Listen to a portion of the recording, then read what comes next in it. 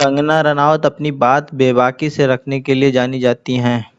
कंगना रनौत ने भारतीय सेना का समर्थन करते हुए चीनी सामान का बॉयकॉट करने का अपील किया है।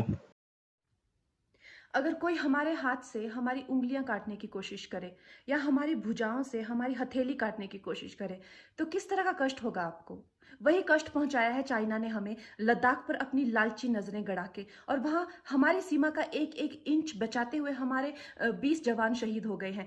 क्या भूल पाएँगे आप उनकी माँओं के आँसू, उनकी विधवाओं की चीखें और उनके बच्चों के दिए हुए बलिदान को?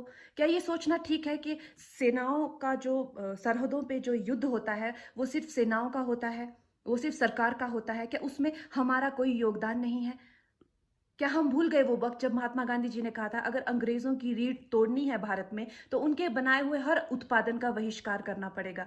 तो क्या ये जरूरी नहीं है कि हम भी इस युद्ध में हिस्सा लें, क्योंकि लद्दाख सिर्फ एक जमीन का टुकड़ा नहीं है, भारत की अस्मिता का एक बहुत बड़ा हिस्सा है, भारत की हथेली है। हम उसे किसी तरह से इस दुश्मनों के उनके गंदे इरादों में सफल नहीं होने दे सकते। तो क्या हम लोगों को इसमें हिस्सा नहीं लेना चाहिए कि जो चाइनीज जितनी भी गुड्स हैं, जितने भी उनके प्रोडक्ट्स हैं, जिन जिन भी कंपनीज में उन्होंने इन्वेस्ट किया हुआ है, उनसे उनको रिटर्न्स आते हैं, रेवेन्यूज आते हैं, ऑर्गेनाइजेशंस हैं, उन सब का बहिष्कार करें, ताकि वो उस संपत्ति से जो यहाँ से इंडिया से इकट्ठी करके जाते हैं, उस संपत्ति से हथियार खरीद के हमारे सैनिकों के सीने छन्नी करते हैं। तो क्या हम उन इस युद्ध में हम चाइना का साथ दे सकते हैं? आप बताइए।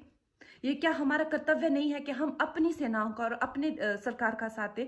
तो हमें प्रतिज्ञा लेते हैं कि हम आत्मनिर्भर बनेंगे और चाइनीज गुड्स को बिल्कुल बॉयकॉट करेंगे और इस युद्ध में हिस्सा लेके भारत को जिताएंगे। जय हिंद।